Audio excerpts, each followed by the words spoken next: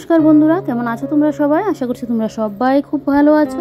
যে যেখানে আছো ঈশ্বরকে পাই সুস্থ আছো। ত্রিপুরা ছোট্ট একটি গ্রাম থেকে আমি বান্টি তোমাদের সাথে একটি নিউ ব্লগ শেয়ার করছি। আই হোপ আজকের ব্লগটাও তোমাদের খুব খুব ভালো লাগবে। আজ হলো রবিবার, তো ঘুম থেকে উঠে টুকিটাকি কাজগুলো সারলাম। তবে আমার এখনও টিফিন করা হয়নি, টিফিনটা খাবো।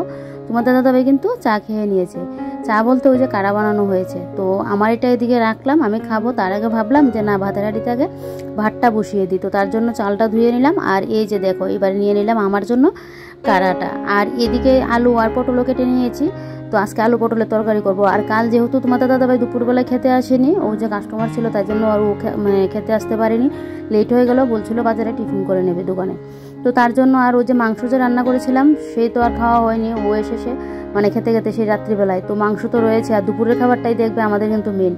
তো দুপুরে যেভাবে খাওয়া হয় না, রাত্রিবেলায় বলো সকালবেলায় বলো, সেভাবে কিন্তু খাওয়া হয় না। আমার ঘরে তো এরকমটাই, জানি না বাদ বাকি ঘরে কীরকম হয়। তো তার জন্য মাংস তরকারি তো বেশিরভাগই রয়েছে। এমনিও মাংসটা থাকতো, অনেকটাই হয়েছে মাংসটা রান্না। তো এদিকে আজকে ভাবছি শুধু পটল আলু দিয়ে তরকারি করব, তাহলে হয়ে যাবে। তো এদিকে দেখো আমার ভাতও নেমে গেল। তো এবার ভাতের ফ্যানটা জড়িয়ে নিচ্ছি। আগে যখন একটা সময় প্রেশার কুকারে ভাত খেতাম, মানুষ বলে না অভ্যাসের দাস, আমরা নিজেকে যেইভাবে অভ্যাসে করবো সেই অভ্যাসে কিন্তু আমাদের হবে। দেখবে একটা সময় কি হয়, কাজ দেখবে কোনো কাজ এরকম আছে, কাজগুলো না করতে করতে এরকম একটা হয়ে যায়, পরে কাজগুলো করতে গেলে যেন হাঁপিয়ে যায়। আবার তুমি সেই কাজে নিজেকে অভ্যস্ত রাখো, তাহলে দেখবে সেই কাজ করতে গিয়ে কিন্তু কোনো অসুবিধা হবে না। তো সেই যে প্রেশার কুকার আগে ভাত খেতাম, তখন তো এরকম হাঁড়ির ভাত খেতে একদমই ভালো লাগতো না। তারপর কয়েকদিন খাওয়ার পর এখন কিন্তু আবার হাঁড়ির ভাত খেতেও কিন্তু একটা অভ্যাস হয়ে গেছে। এখন বরং প্রেশার কুকারের ভাত ভালো লাগে না বললে হবে না, কারণ এটা তো খেয়ে অভ্যাস আছে। তারপরও এখন হাঁড়ির ভাতটা যেন ভালো লাগে। তো যাক, এদিকে দেখো ভাতটা একটু আবার আমি ফ্যানটা গেলে নিচ দিয়ে একটু গরম করে নিই, যাতে কোনো ভাতের ফ্যান টেন থাকলে শুকিয়ে যায়। তো এটা আমার মাকেও দেখতাম এরকমটা করতো, তাই জন্য আমিও এরকমটা করি। তারপর তো ওই রাইস কুকারে আমাদের বাড়িতে রান্না করা হতো, এখন আবার হাঁড়ির মধ্যেই করা হয়। তো এদিকে দেখো, এদিকে এখন বসিয়ে দিলাম আলু পটলের তরকারি, জিরে গুঁড়ো ধনের গুঁড়ো দিয়ে নিরামিষভাবে এটা করব। তো এদিকে আলু পটলের তরকারিটা হয়ে যাক আস্তে ধীরে, তারপর আমি এদিকে আমার কাজগুলোও করে নেব। আজকে তাড়াতাড়ি রান্নাবান্না কমপ্লিট হয়ে যাবে। ভাত তো নামিয়ে নিলাম, শুধু একটা তরকারি করব, আর মাংসটা একটু গরম করে নেব, বেশ তাহলেই হয়ে যাবে। কালকে মাংসটাকে ফ্রিজে রেখে দিয়েছিলাম, আর যা গরম দিয়েছে না, ফ্রিজের মধ্যে যেন এমনিতে সবজি এনে রাখলে না দেখবে সবজিও যেন নষ্ট হয়ে যায় ফ্রিজের মধ্যে থেকে, এত পরিমাণে গরম। বাইরে তো রান্না করার পর বাইরে বেশিক্ষণ রাখাই যায় না, এত পরিমাণে গরম দিয়েছে। না হলে সে আবার গরম করতে হবে, আর বেশি গরম করতে গেলেও দেখবে আবার তরকারিপাতি নষ্ট হয়ে যায়। তো আর আমি এমনি তো গরমকালে আমি গরম করি না, ফ্রিজের মধ্যেই রেখে দিই। ফ্রিজ যখন আছে তো সে যদি ইউজই না করি, শুধু ওই জল খাওয়ার জন্য রাখলাম, তাহলে তো আর সেই ফ্রিজ ইউজ করে লাভ কি বলো? তো তাই জন্য আমার ফ্রিজটা রান্না করে আনা। একটা সময় কিন্তু এটা আমার বেডরুমে ছিল ফ্রিজটা। তো এদিকে দেখো এবার পাখাটা মুছে নিচ্ছি। যতই গরম পড়ুক, যতই যা হোক, আমাদের মহিলাদের সংসারে কাজের থেকে কিন্তু আর ছুটি হয় না। নিজেকে যদি ভাবি যে না, আমার তো এখন নিজের সংসার, যে ভাবি না আজকে কাজগুলো করবো না, তো সেই ফাঁকি দিলে কি হবে, আমার সংসারে কাজগুলোই পরে থাকবে। এটা তো না যে আরও একজন আছে করে দেবে, এরকমটা তো না। তো আমারটা যেহেতু আমাকেই করতে হবে, তো কাজগুলির মধ্যে ফাঁকি দিয়েও লাভ নেই। আর আমার ফাঁকি দেওয়াটাও ভালো লাগে না। আমার হলো গিয়ে কতক্ষণে আমি কাজ শেষ করে বসে থাকবো, এটা হলো গিয়ে আমার কাজ করে তারপর ইচ্ছে মতো বসে থাকি, আস্তে ধীরে করি, মোবাইল ঘাঁটতে পারবো, কোনো অসুবিধা নেই, কিন্তু কাজটা আগে আমার শেষ করতে লাগবে। তো এদিকে দেখো এবারে পাখাটা তো মুছে নিলাম দেখলে, তারপর এদিকে সুইচ বুটগুলোকে মুছে এদিকে দেখো জানলাটাও মুছে নিচ্ছি। তবে আজকে ভাবছিলাম একটু জানলাটাকে পরিষ্কার করব। রান্নাঘরের গ্যাসের সামনে জানলা, বুঝতেই পারো কি পরিমাণে তেল চিটে পড়ে। তো এই তেল চিটেটাকে ভাবছি আজকে পুরো ডিপ ক্লিন করবো, কারণ যদি আরও কদিন পরে করি তাহলে আরও বেশি করে পড়বে, শেষে আমার আরও অসুবিধা হবে। তো তার জন্য ভাবলাম আজকেই পরিষ্কার করে নেব। আজকে যেহেতু রান্নাবান্নার ঝামেলাও অতটা নেই, তো তাই জন্য আজকে ধরে নেবো। না হলে কালকের জন্য আবার যদি ফেলে রাখি, কাল পরশু করবো, তো আবার যদি কাজের পরিমাণটা বেড়ে যায়, তো তার জন্য ভাবলাম কি যে না, আজকে যেহেতু কাজের কম আছে, চাপটা, তাই আজকে আমি করে নিই। তো তার আগে যে বাদবাকি কাজগুলো আছে এই কাজগুলো আগে শেষ করে নিচ্ছি। গরমের যন্ত্রণায় না একটা কাজ করতে গেলেও যেন কতটা সময় লাগে, না হলে দেখবে এই কাজগুলো কিন্তু নিমিষে যেন শেষ করা যায়। কিন্তু এই যে গরম, একটুখানি কাজ করলে আর শরীর দিয়ে যেন অঝরে ঘাম পড়ে, এত পরিমাণে গরম।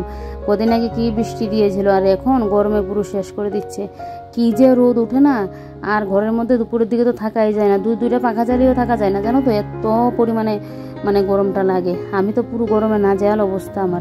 আমার বেশি অতিরিক্ত গরম লাগলে না আমার মাথা যন্ত্রণা শুরু হয়ে যায়, গাড়ি জার্নি করতে পারি না। তারপর একটা মাইকের জুড়ে যদি আওয়াজটা হয়, অনেকটা সময় লাগে, যদি একটু বেশি বক্সের আওয়াজ হয়, মাইকের আওয়াজ হয়, ওইটা শুনতে পারি না। তা বলে কিন্তু আমার মাইগ্রেনের সমস্যা না, অনেকের মাইগ্রেনের সমস্যা থাকলে এরকমটা হয়। তো তারপর আবার ওই যে এই মানে বেশি একটা গঞ্জনা ভিড় হলে তখন কি আমার মাথা যন্ত্রণা হয়, ঠিক মতো ঘুম না হলে হয়, সেই যে কি প্রবলেম আমার। তো যাক, এদিকে দেখো এবারে ওই যে জানলাগুলোকে বাইরে দিয়ে একটু ভালো করে ঝাড় দিয়ে নিচ্ছি। আর তোমাদের দাদাভাই কিন্তু ততক্ষণে বাথরুমে স্নান করছে, ওই যে দেখো জুতো দেখা যাচ্ছে। তো তোমাদের দাদাভাই তো এখন মানে স্নানটা করে এসেই খাওয়া দাওয়াটা করে নেবে। আর এদিকে আমার তরকারিটাও হয়ে যাচ্ছে। ও বলছে সকালবেলায় চিকেন খাবে না, রাত্রিবেলায় তো খেলো, দুপুরের দিকে আবার খাবে, এখন নাকি খাবে না। তো তাই তাড়াহুড়ো করে আরও পটলের তরকারিটা কিন্তু বসিয়ে দিলাম। আর এদিকে দেখো বড়িগুলো দিয়েছি রোদে, আর তো ওই যে ডালগুলো দিয়েছিলাম কি বলে এগুলোকে, ছানা মটর যে বলে, ওইগুলোকে রোদে দিয়েছি। আর কাঁঠালের বীজগুলো রোদে দিয়েছি। আর আজকে মানে রোদটা কদিন যাবত ভালো দিচ্ছে বলে তাই বড়িগুলো রোদ দিচ্ছি। একবার বাবু আমাকে বড়ি পাঠিয়েছিল, আর আমি না ফ্রিজে আর রাখলাম না, এতগুলো বড়ি তো আর ফ্রিজে রাখতে পারবো না, আমার ফ্রিজটা তো অতটা বড় না, তো ফ্রিজে আর সব কিছু কি আর জায়গা হবে, তো ফ্রিজে আর রাখলাম না। এমনিতে রাখাতে রোদেও দেওয়া হয়নি, আর পোকা ধরে কতগুলো বড়ি, ঝাঁক মানে খারাপ লেগেছে আমার, কি বলবো। তো শেষে এবারে তো এগুলো ইয়ের মধ্যে রাখতে পারবো না, তো তাই জন্য না আমি রোদে দিয়ে রাখছি। রোদ দিয়ে রাখতে দেখবে আর পোকা ধরবে না। তারপর দেখছি নুনের কোটায় নুনটা কমে গেল, তো নুনটা রাখলাম। তারপরে দিকে দেখছি আবার চিনির কোটায় চিনিও মানে খালি হয়ে আছে। তো শেষে কালকে আবার চা করতেই লাগবে, বা একটু নিরামিষ তরকারির মধ্যে আমি তো একটু আবার চিনি দিই। আমার যেন নিরামিষ তরকারির মধ্যে না একটু চিনিটা দিলে যেন তরকারিটা বেশ ভালো লাগে খেতে। তো তাই চিনিটা কোটোর মধ্যে দিয়ে রাখছি। আর ভাবছি ওই আমাদের বাড়িতে যে দাদা দুধ দেয়, আমার কাকি শাশুড়ি করে, ওই দাদাকে বলবো আমার ঘরেও দুধটা দেওয়ার জন্য। তবে সব মানে প্রত্যেক দিন করে যে রাখা মাসের জন্য রোজ করে ওইটা না, ওইটা করলে আমার ঘরে দুধ খাওয়া হয় না। আগেও একটা সময় আমি কিন্তু রাখতাম, তারপর কয়েক মাস রেখে না ছেড়ে দিয়েছি, কারণ এইভাবে করে না দুধ খাওয়া হয় না। আমার তো ভালোই লাগে না, আর তোমাদের দাদা বা হাই প্রেশারের জন্য সবসময় খেতেও চায় না, তো সে দুধ মানে ঘরের মধ্যে মানে পড়ে থাকে। তো তাই জন্য এইভাবে রাখবো না, কিন্তু যা গরম দিচ্ছে না, ভাবছি দই পাতবো করে। ওই বাজার থেকে কিনা দই খেয়ে না যেন পোষায় না। আর মানে আমি যদি ঘরে পাতি এরকম 1 লিটার 2 লিটার দুধ রেখে, 2 লিটার তো না 1 লিটার রাখলে 2 দিন খাওয়া যায়। আমার একটা মাপ তো আছে সবসময়, যেহেতু পাতি আমার একটা জানা আছে, তো সে 2 দিন হয়ে যাবে আমার এই যদি 1 লিটার দুধ দিয়ে দুইটা করি। তো ভাবছি ওই দাদাকে বলবো ঘরে দুধ দেওয়ার জন্য। রান্নাবান্না কমপ্লিট, কালকের তো মাংসের তরকারি আছিল, তো তার লেগে একটা পদে রান্না করছি, শুধু পটল আলু দিয়া তরকারিটা করছি। তো গ্যাস ট্যাস পরিষ্কার হয়েছে না। আর এদিকে দেখো বাসন যা ছিল সমস্ত বাসন ধুয়ে নিছি।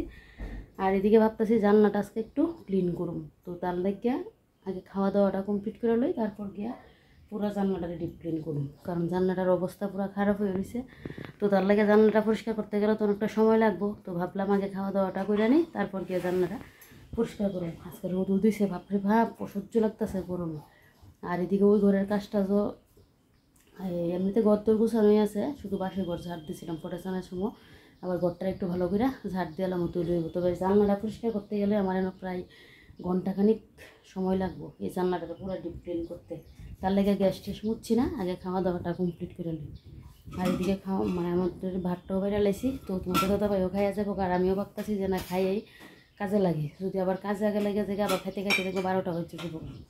তো চলো তুইলে আগে খাইয়া লই। আর এদিকে বুড়ো টুড়ি তো দেখলে রোদ দিলাম, রোদটা যেহেতু ভালো দিছে তার লাগে। শীতকালে যদি এমন রোদ খাওয়া যায় না, তাহলে দেখবা এই মানে তো ছোট্ট রোদ দিলে বেশ ভালোই কিন্তু লাগে। আর এখন তো গরমকাল, এই গরমের মধ্যে যদি আবার তো রোদ দিই তাহলে একদম শেষ। আচ্ছা চলো তুলে এবারে খাওয়া দাওয়াটা কমপ্লিট করে নিই। এই যে দেখো না ভাত বেড়ে লাইছে, এখন তরকারিটা লমু।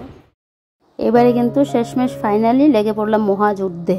কি বলতো, এই জানলাটাকে ডিপ ক্লিন করা, রান্নার গ্যাসের সামনে যে জানলাটা, এটা প্রত্যেক বাড়ি দিয়ে আছে, প্রত্যেকটাই বুঝতে পারবে যে কি পরিমাণে মানে তেল চিটেটা পড়ে। তো সেটা পরিষ্কার করতে গেলে অনেকটা সময়ও লাগে, তো সে আধ ঘন্টার উপরে তো লাগবে মনে হচ্ছে আমার। তো সে ভালো করে পুরোটা ডিপ ক্লিন করবো, একদম গ্রিল টিল সমেত। এভাবে না প্রায় 2 মাস 3 মাস পর পর যদি করে রাখি, তাহলে দেখবে রান্নার গ্যাসের সামনের জানলাটা সবসময় একদম ক্লিন থাকে।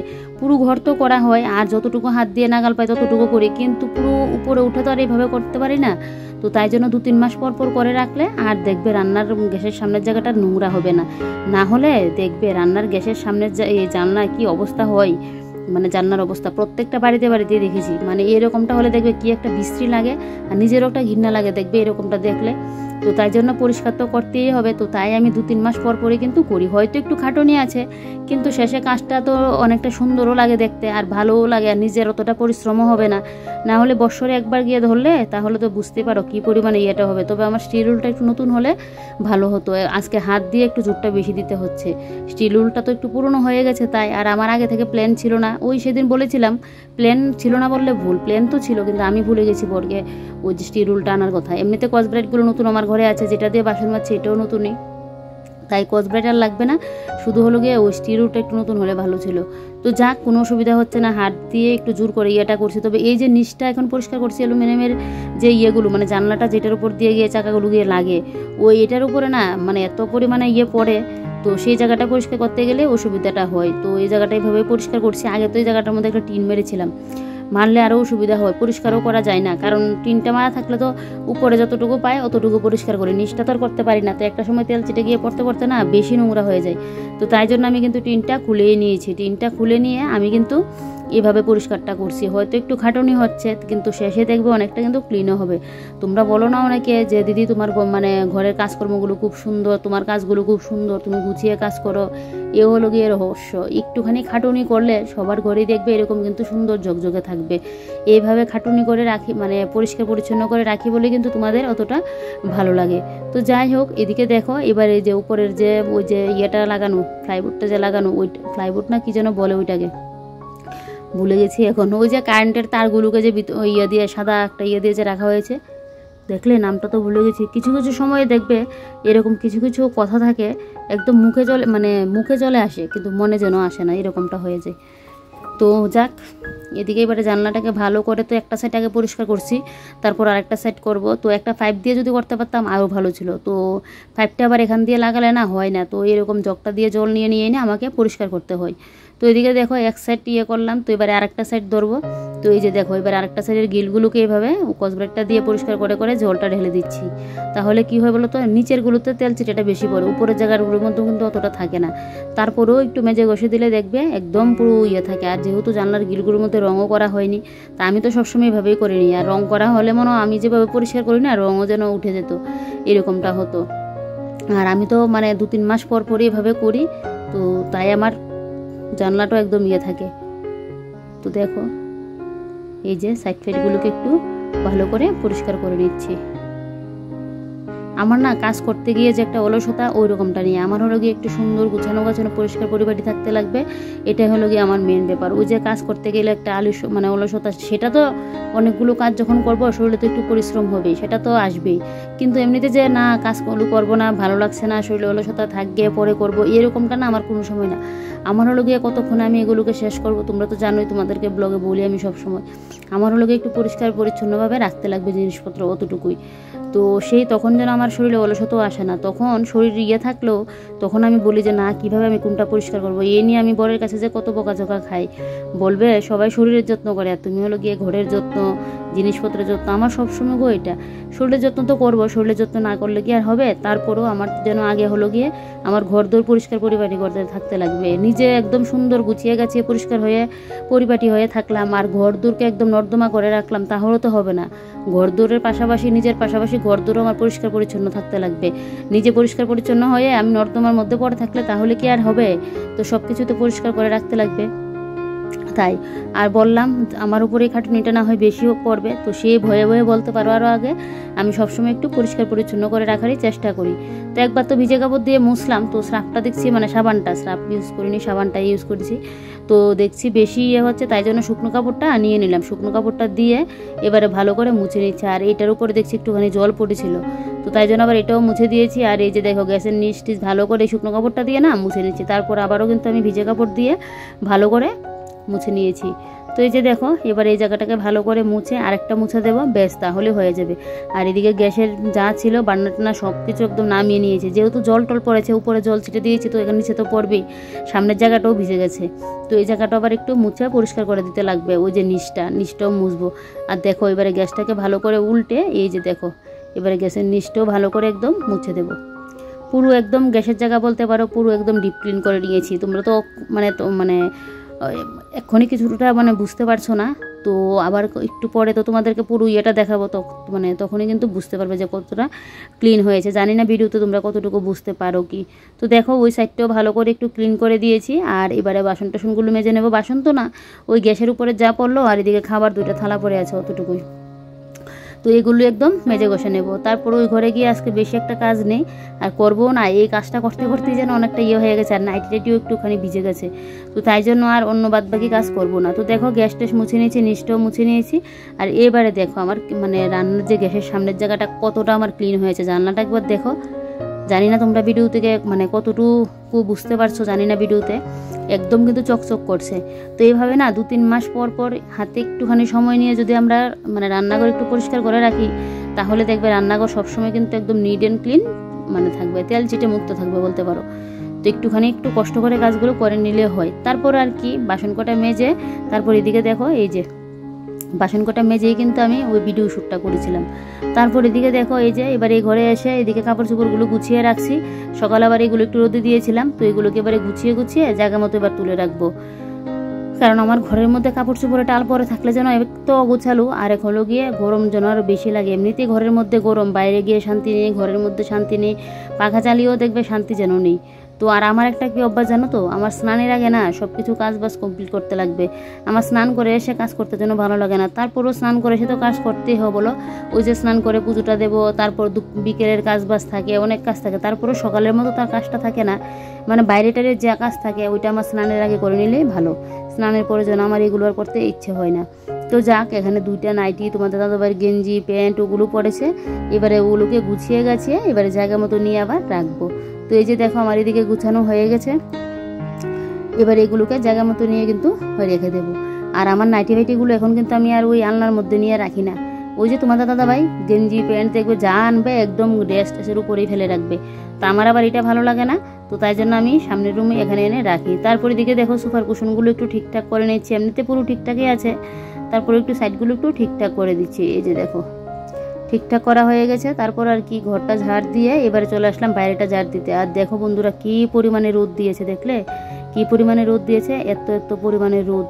আর এদিকে পাপোশটা ভিজে গেল। ওই যে আমি রান্নাঘর জানলাটা যে পরিষ্কার করেছিলাম রান্নাঘরে, তখন তো নিচে পাপোশটা রাখা ছিল, তখন ভিজে গেল। তো তাই জন্য আবার পাপোশটা এনে একটু বাইরে দিলাম। তো যাক, এই জায়গাটা ঝাড় দিয়ে নিচ্ছি, মানে অসহ্য আমার যেন মনে হচ্ছে আমি এখানেই পরে থাকবো, এরকম অবস্থা। আর বেশি রোদও লাগাতে পারি না, আমার আবার মাথা যন্ত্রণা শুরু হয়ে যায়। তা বলে তো আর হাত গুটিয়ে বসতে পারবো না যে না আমি কাজ করবো না, মাথা যন্ত্রণা উঠবে, তাহলে তো আর হবে না বলো। তো ঝাড়ুটা রেখে কোনো কথা নেই, বাথরুমে গিয়ে শাওয়ারটা চালিয়ে কতটা সময় দাঁড়িয়ে রইলাম, এত পরিমাণে আমার মানে ইয়েটা লাগছিল, গরম লাগছিল। তারপর আর কি এসে পুজোটা দিয়ে পুজোর বাসন কটা মেজে ঘষে রাখলাম। ভাবলাম এখন বাসনটা মাজবো না, তারপরে ভাবলাম যে না বাসনটা মেজেই রাখি, তাহলে সন্ধ্যায় এবার পুজোটা দিতে আমার এই সুবিধা হবে। তো চলো আজকের ব্লগটা এখানেই শেষ করবো, এবার একটু রেস্ট করবো, কাল আবারও নতুন ব্লগে দেখা হচ্ছে। Bye bye.